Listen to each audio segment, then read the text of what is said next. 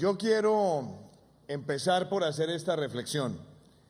Yo no me quería perder estar acá como presidente de la República y se lo dije a Rosemary, porque si hay un gremio que yo quiero, que yo valoro y que yo respeto, es el gremio que representa a las micro, pequeñas y medianas empresas, donde está el 96% del sector empresarial de nuestro país. Mi presencia hoy acá es para decirles desde el corazón que aquí tienen su presidente y que como presidente quiero estar todo mi mandato acompañándolos a ustedes en este encuentro.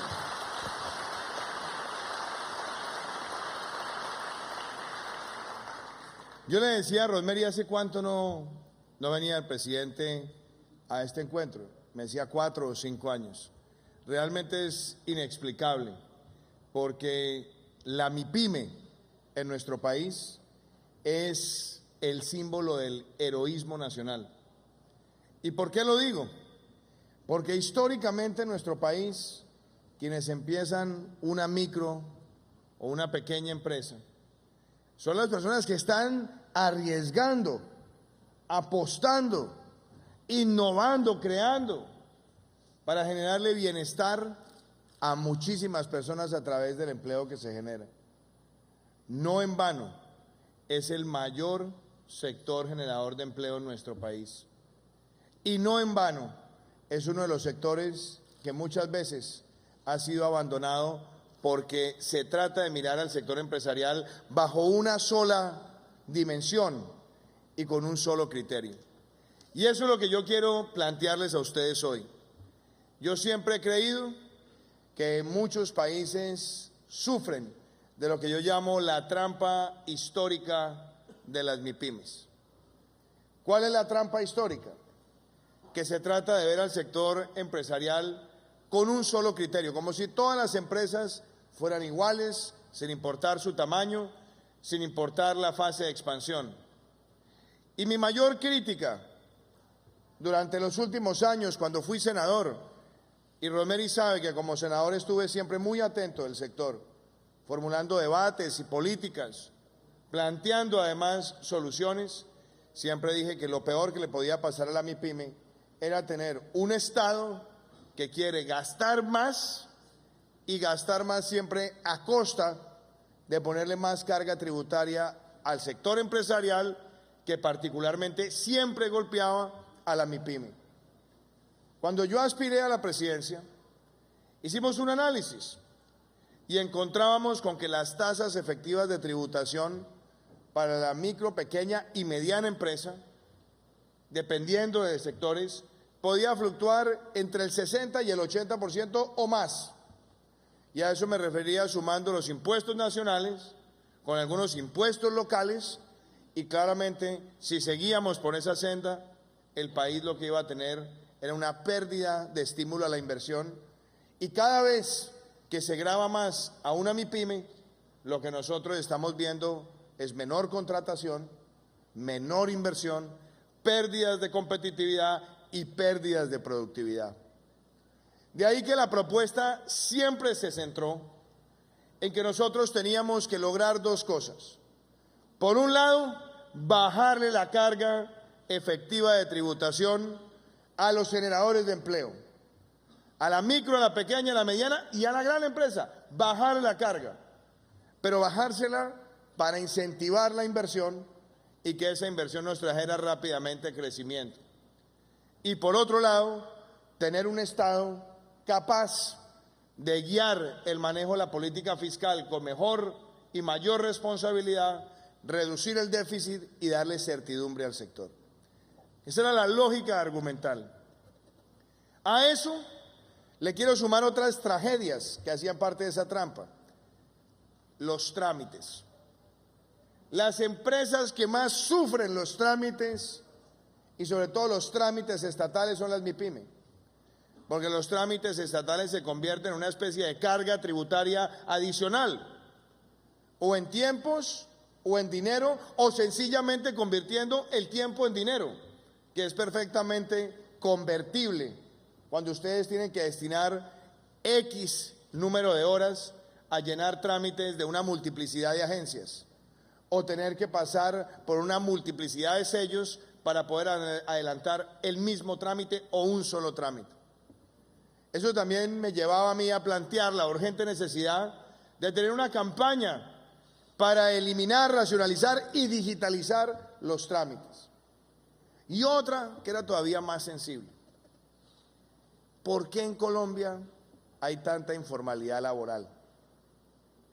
Y yo recuerdo cuando tenía esas discusiones, yo decía, hay tanta informalidad laboral porque también hay informalidad empresarial.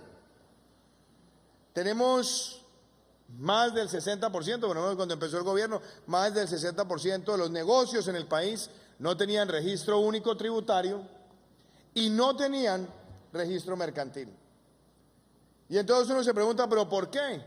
Porque como teníamos siempre la misma regulación uniforme para todos, el costo de formalizarse era tener que llegar al mismo costo de las empresas más grandes y por supuesto se compromete la existencia de las empresas mismas.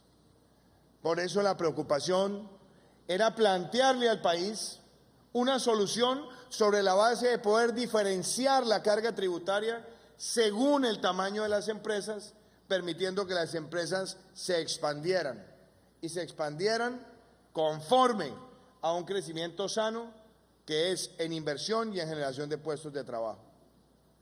Pero a eso agregarle otro elemento. La pyme es la más vulnerable al contrabando, porque la pyme es la empresa que está juiciosamente todos los días pagando todos los impuestos, cumpliendo todos los trámites y es la principal afectada del contrabando técnico, que se le ubica al lado y que le hace manejo depredador de precios, afectando su existencia. Y por supuesto, también lo que era más duro, preguntarle uno a los emprendedores jóvenes en distintas áreas que le decían a uno, mire, la época más difícil del emprendedor son los primeros 7 años de vida empresarial, porque son los años donde no se accede fácil al crédito, porque son los años donde se tiene que pagar muchas veces la renta presuntiva sin tener todavía materializado en caja el ingreso corporativo. Y a eso agregarle otra, Rosemary, que la denuncié muchas veces. ¿Cuánto se demora una pyme esperando la devolución del IVA cuando lo ha presentado ante las agencias tributarias? Porque era dramático ver demoras de 14, 15, 16, 18 meses que al final del día, mientras le devolvían la plata que le correspondía por el IVA, tenía que salir al banco a endeudarse al 1% o 2% mensual, razón por la cual muchas empresas comprometían también su existencia. Y fuera de eso, la concurrencia tributaria, donde elevaba exponencialmente la tributación como un todo. Todo eso lo planteamos y yo le dije a mi amiga Rosemary Quintero, cuando era tan solo candidato a la presidencia, quiero llegar a la presidencia y presentar un paquete de medidas que nos permita a nosotros empezar a aliviar esas condiciones para la MIPYME. Hoy vengo a esta reunión por primera vez como presidente. Y yo sé que en un año, y todos ustedes lo saben, en un año puede que uno no logre cambiar todo, ni tampoco es fácil, ni tampoco es posible. Pero en un año se pueden definir la ruta de acción y lo que queremos para la MIPYME de nuestro país, con hechos concretos. Y aquí es donde yo quiero empezar con lo que se ha logrado en materia tributaria. Ustedes este año van a empezar a beneficiarse de esas condiciones y lo van a ver además el año entrante. Primera decisión, bajar la carga nominal de renta. La logramos bajar en 3 puntos porcentuales. La segunda decisión, poder descontar el 100% del IVA que se paga en bienes de capital. Que si van a traer una máquina nueva, que si van a traer una tecnología nueva, que si van a hacer una inversión en productividad nueva, que se materialice en bienes de uso permanente, el 100% del IVA es descontable. Esa era una medida que por años venía reclamando la pequeña y mediana empresa de nuestro país. Agréguenle la tercera, poder descontar el 50% del ICA, que si se suma a ese 100% del IVA descontable en bienes de capital, podía significar una reducción de la tasa efectiva de tributación, según la empresa, entre un 10 y un 20%, dependiendo del sector y del tamaño de la empresa. Y agreguémosle otra adicional, la reducción gradual hasta su eliminación en el año 2022 de la renta presuntiva, algo que también le va a dar un oxígeno tremendo a este sector. Y como si fuera poco, y aquí quiero también agradecer el apoyo de ACOPI y el tuyo, Rosemary, fue plantear el régimen simple. El famoso monotributo tuvo muy poquitas empresas que se presentaron a él, pero cuando hablamos del régimen simple, estamos hablando que según el tamaño de la empresa, y eso es donde se ve en la facturación de la empresa, se puede tener una tarifa diferenciada que va del 1.1% al 10%, y eso le da también un gran realce al desarrollo empresarial del país. Muy pocos países de América Latina tienen una medida de esa naturaleza. Y yo diría agregarle otra, y es que muchas empresas son empresas que están incursionando en lo que llamamos o las nuevas tecnologías o los sectores creativos. Y ahí estamos hablando de gastronomía, ahí estamos hablando de joyería, ahí estamos hablando de publicidad, ahí estamos hablando de animación digital, ahí estamos hablando de diseño gráfico, de diseño de interiores, de diseños textiles, ahí estamos hablando también de marroquinería con diseño agregado, o estamos hablando de zapatería con diseño agregado, o calzado con diseño agregado. Todas esas industrias creativas hoy tienen un régimen excepcional. Y está próximo a salir el decreto, que nos ha tomado tiempo mientras logramos afinar todos los temas de tener un procedimiento expedito. Y es 0 impuesto de renta durante los primeros 7 años, generando un mínimo de empleos y haciendo un mínimo de inversión en esos sectores que le traen un valor agregado a nuestro país. Le podría además decir a ustedes que incorporamos el sector agropecuario, donde también tenemos un sector importante de pymes.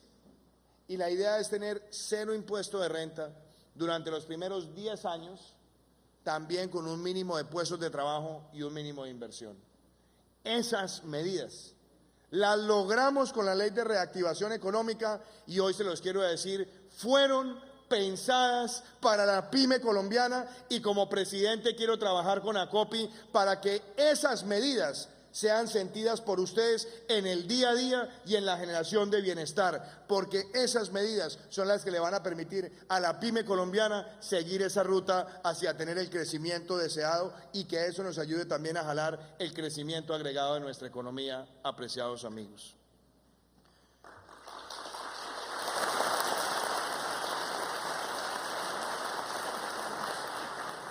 Déjeme sobre eso también hacer una mención. ¿Cuál es el complemento de estas medidas? Y aquí quiero hablar de un programa que lanzamos. Estado Simple, Colombia Ágil. Ayer creo que tuvieron acá al ministro de Comercio, a José Manuel Restrepo, que además es bien entusiasta. José Manuel, con su equipo, presentó un programa que lo que busca es eliminar trámites innecesarios, eliminar, racionalizar y digitalizar.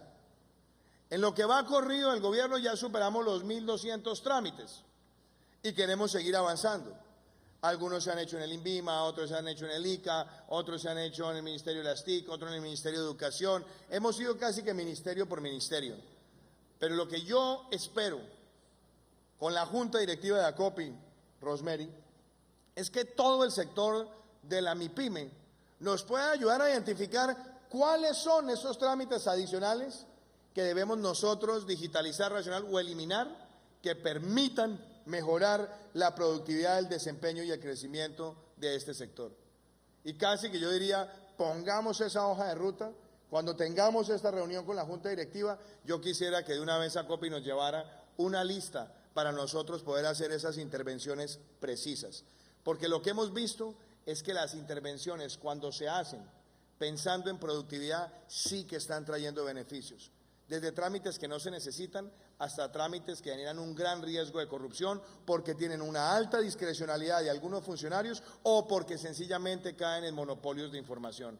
Ahí también creo que nosotros tenemos que avanzar. Agrego otra, fábricas de productividad, que también las escucharon ustedes ayer. Un mecanismo a través del cual podemos llegar y asesorar a través de las cámaras de comercio a las MIPYMES y poder mirar toda la línea de producción, toda la línea administrativa, toda la línea fiscal, toda la línea aduanera, toda la línea arancelaria y poder decir, mire, aplique acá ciertas medidas para que usted ahorre y al mismo tiempo pueda obtener sus beneficios desde el punto de vista de crecimiento definidos por las empresas. ¿Qué queremos nosotros ahora? Y esa ha sido una preocupación mía. Las MIPYMES sí que tienen problemas para volverse exportadoras, porque la regulación las mira siempre como si fueran empresas grandes y entonces le toca pasar por una tramitomanía o sencillamente unas autorizaciones que son o costosas o supremamente exigentes para el tamaño de empresa. Y yo le he pedido al ministro, lo que nosotros necesitamos es traer las fábricas de productividad, trabajar con las cámaras, con la MIPYME, pero de una vez poner en marcha el programa de pequeños exportadores para que podamos tener empresas pequeñas y medianas del país que puedan exportar las cantidades que les da su capacidad operacional, pero que no tengan que ser consideradas como empresas grandes y puedan empezar a conquistar mercados. También como presidente quiero ser el presidente que le dé el impulso a la pequeña y mediana exportación de la MIPYME colombiana, porque eso nos permite conquistar mercados y mejorar de manera ostensible el desempeño del sector.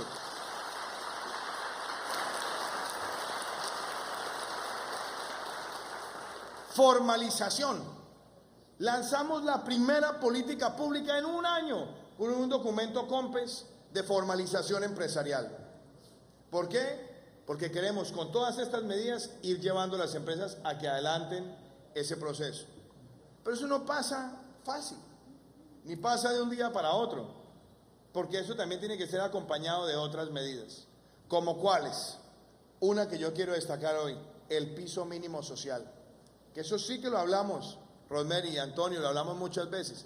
El piso mínimo social que quedó incorporado al plan de desarrollo permite a las personas que están laborando, pero que lo están haciendo por horas limitadas, que también puedan empezar a ingresar al mercado, más que al mercado laboral, que ya están, es entrar a la cotización de la seguridad social. Eso es un avance fundamental que tiene que ser complementado por las decisiones que se puedan abordar desde el punto de vista laboral para que nosotros podamos incorporar a aquellas personas que están por fuera y que son las que engrosan el número de informales en el país. Por eso celebro que hayan tenido esa conversación con la ministra Alicia Arango, porque como gobierno lo entendemos.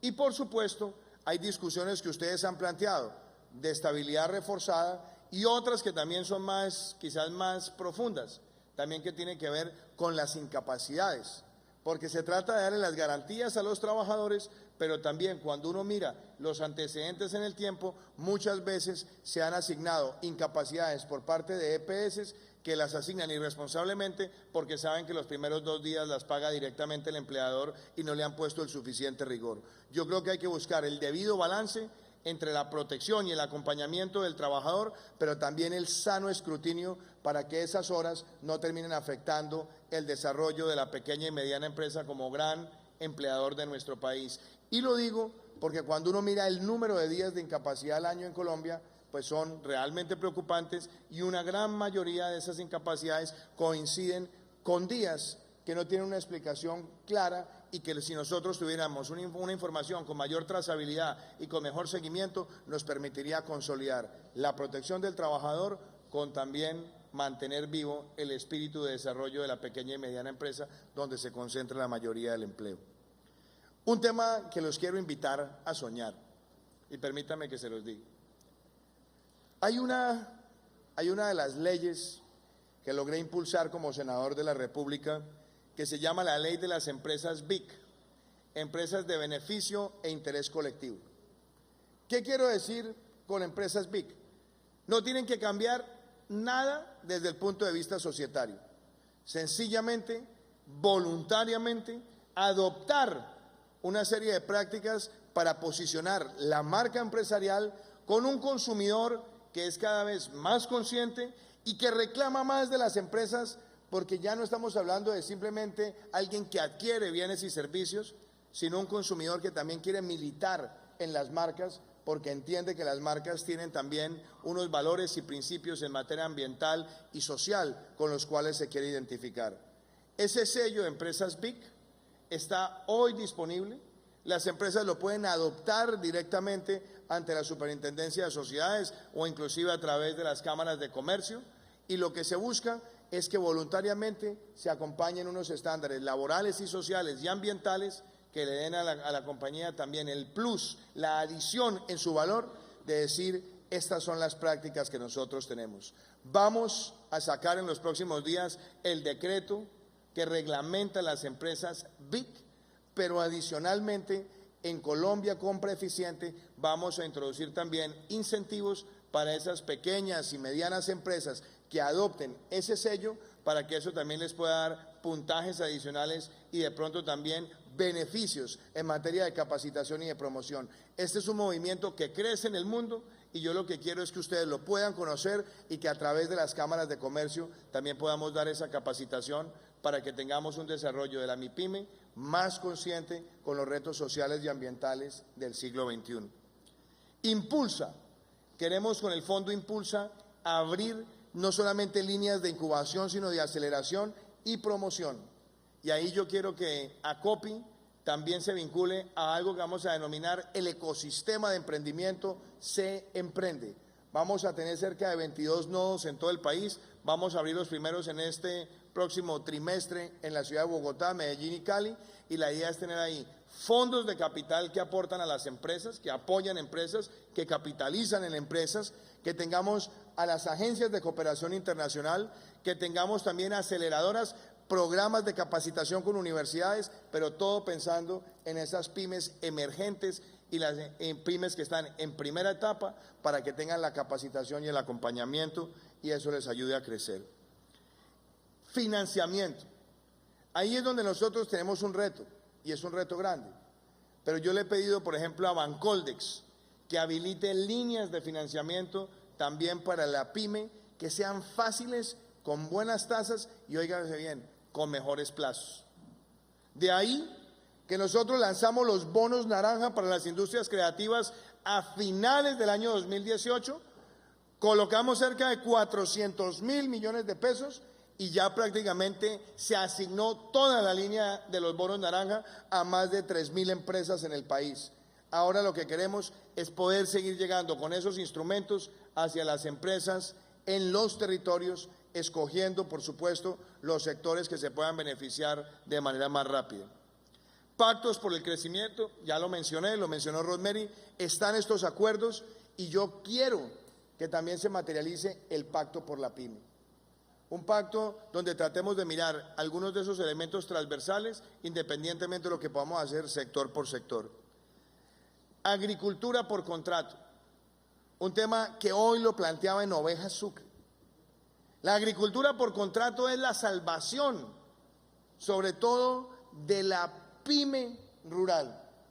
Si nosotros empezamos a estimular la MIPYME rural y los pequeños productores se asocian y salen del karma de tener que montar en un camión la carga, llegar al lugar de comercialización y en una pequeña franja horaria de entre 4 y 5 de la mañana tener que negociar con un intermediario que les compra o por debajo o en el filo los costos de producción, para pasar de ese modelo a un modelo donde tenemos un comprador grande que hace el contrato con la MIPYME a un precio fijo, a un precio estable, con una producción definida, con un acceso al crédito como el que estamos ofreciendo hoy con Banco Agrario, que es DTF-1, el más barato que hay en el mercado, y adicionalmente un programa de microseguros que pueda apalancar 5 veces los 80.000 millones de pesos que pusimos para proteger de riesgos hidroclimatológicos a los productores. Vamos también en la dirección correcta. Yo creo que ese modelo de agricultura por contrato, Rosemary, me gustaría que nosotros lo examináramos, sobre todo cuando se trata de la MIPYME rural, y que ACOPI nos ayude también a profundizar. Hoy tenemos ya 20.000 pequeños productores, 20.000. Y nuestra meta es llegar a 300.000 pequeños productores para el año 2022, haciendo una verdadera revolución en lo que tiene que ver con una contratación sostenible. Y quiero hacer referencia a la lucha contra el contrabando. En los últimos días dimos un paso trascendental, y fue abrir en Bogotá el Centro Integrado de Lucha contra el Contrabando. Tenemos ahí no solamente 9 laboratorios especializados para enfrentar el contrabando técnico. ¿Que cómo se hace? En el caso de los textiles y confecciones, dicen esto es un índigo o esto es un denim. Y entonces lo importan registrándolo como denim o como índigo, muchas veces gozando de alguna tarifa diferencial, pero cuando se hace la inspección en los laboratorios nos damos cuenta que no se trata de un denim y que por el contrario estaban subfacturando a través de esa práctica. Hoy se puede detectar en tiempo real e inmediatamente se recaba la evidencia que se presenta también a las autoridades de la Fiscalía para proceder con las sanciones oportunamente. En un año hemos logrado reducir un 20% el contrabando técnico. Y yo puedo decir, falta mucho, sí, es verdad, pero empezamos también a dar los golpes que se necesitaban, como fue la captura del señor Yamure Yacaret, que era conocido como el zar del contrabando de textiles. Y así como el señor Yamure Yacaret, también cayó después la patrona, que estaba participando en operaciones de contrabando técnico y lo peor, en fraudes a través de devoluciones del IVA. Este gobierno, para defender a la pyme, también va a combatir sin tregua cualquier manifestación que haya en el país de contrabando técnico, porque eso también le da tranquilidad jurídica y estabilidad y tranquilidad a quienes generan empleo decente, como es la gran mayoría de la pyme colombiana, apreciados amigos. Y déjenme cerrar con un par de reflexiones. Reunión de la Junta. Ténganlo chuleado ahí, querida Rosemary. Usted ha hablado de un tema que me parece importante, la representación en las cámaras.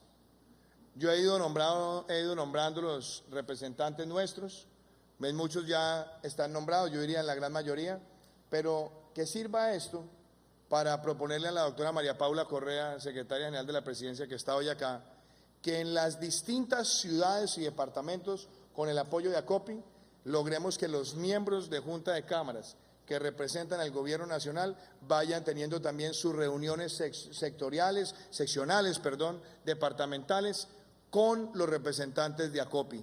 ¿Para qué? Para escucharlos y para que unifiquemos lo que viene desde el Gobierno Nacional hasta materializarse en las distintas ciudades con las respectivas limitaciones o con las respectivas o los respectivos problemas y cuestionamientos o con las respectivas soluciones locales. Le pido que procedamos de esa manera, querida Rosemary. Y me parece interesante también tener la posibilidad personalmente, cuando visite las regiones, de encontrarme con los representantes regionales de ACOPI, a quienes invitamos regularmente a los talleres Construyendo País y nos pueden servir para adoptar medidas concretas. Y déjenme hablarles del INVIMA, del ICA. El INVIMA y el ICA son dos instituciones que tienen muchísimo que ver con el desarrollo de la MIPYME en nuestro país. Y me gusta lo que ustedes plantean, mirar cómo se pudieran diferenciar algunas de las tarifas, sobre todo de procedimientos. Y es natural, porque no se le puede cargar lo mismo a una empresa grande que a una empresa que está en una etapa embrionaria.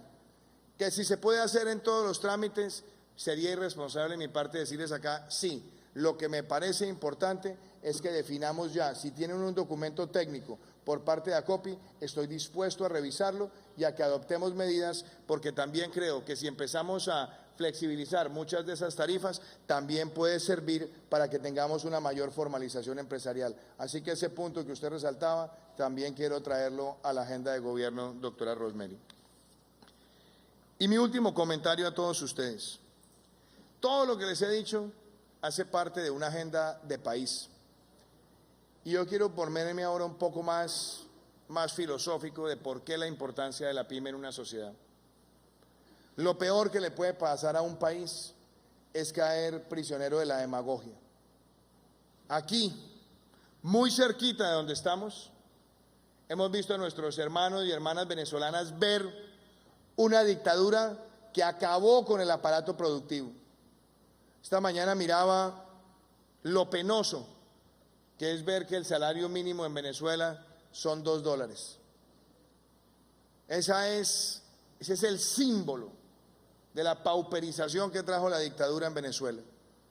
Una dictadura que empezó siendo una democracia, dictocracia, dictadura, y que tuvo como eje central promover la lucha de clases y tratar de estigmatizar a todo aquel que estuviera generando una empresa, llamándolo como el rico, para buscar a través de la confrontación de clases ese odio visceral de los unos con los otros. Y ahí tenemos la repercusión y sabemos lo que ha ocurrido y sabemos sus estragos. Hoy les quiero decir a ustedes, no hay nada como un país que sepa valorar a quien crea empresa, a quien crea empleo y a quien entiende que es producto de la competencia, de la creatividad, de la innovación empresarial, cómo se construye desarrollo. Eso nos diferencia a nosotros del vecino, pero sobre todo también nos diferencia a nosotros en un entorno mucho más grande, porque este ha sido un país construido por MIPYMES. Y muchas MIPYMES de hace 100 años o 80 años son empresas icónicas hoy en el país, que empezaron pequeñas y crecieron pasando todas las adversidades. Yo quiero decirles a ustedes desde el corazón, cuando yo veo un micro, un pequeño y un mediano empresario, yo estoy viendo el presente, pero también estoy viendo el futuro de nuestro país. Y quiero que ustedes entiendan que mi compromiso es ver a este sector florecer todos los días. Que este sector entienda que aquí hay un gobierno que día a día quiere tomar las mejores medidas regulatorias que les ayude a ustedes a mejorar sus condiciones. Por eso también he entendido las preocupaciones de muchos empresarios pequeños y medianos que sufren cuando les pagan a más de 140, 180, 200 días, afectándoles también no solamente su flujo de caja, sino comprometiendo su existencia. Por eso Colombia también necesita dar esa discusión, la discusión de que tengamos por parte del Estado cuando el Estado adquiere, pero también llevando la discusión en toda la cadena del negocio empresarial, cuáles deben ser esos procedimientos para tener los pagos justos y a tiempo. No para que caigamos en el populismo de pretender cambiar las cosas por decreto y automáticamente, pero sí para que racionalicemos y tengamos claro que si le incorporamos esa ética al desarrollo empresarial, muchas pequeñas y medianas empresas podrán sobrevivir esos primeros años, que son los años más difíciles. Y por último, también acojo ese pedido. Voy a pedirle al doctor José Omeara, el director de Colombia Compra Eficiente, que se ponga también en contacto con ACOPI y miremos los temas de participación de la pyme colombiana cuando se trata de compras públicas, para que nosotros también le demos ese aire, ese ímpetu que se requiere, con una idea que vaya en armonía con la campaña que lanzamos, que se llama Compra lo Nuestro, donde nosotros le decimos a los colombianos, valoremos a la empresa que se hace en nuestro país, valoremos a la empresa que innova en nuestro país, y la mejor forma de valorarlo es entendiendo que cuando le compramos a esas empresas colombianas, también estamos apostándole a la transformación productiva de nuestro país. Con todo esto, queridos amigos y querida doctora Rosemary, esta es mi primera visita al Congreso de ACOPI como presidente de la República. No será la última y acá espero que me tengan los próximos 3 años y de pronto me dicen si me invita a expresidente en el año 2023. Pero créanme que estar hoy acá es un inmenso honor y ser el presidente que después de 5 años regresa es para decirles que por ustedes nos la vamos a jugar toda. Muchísimas gracias.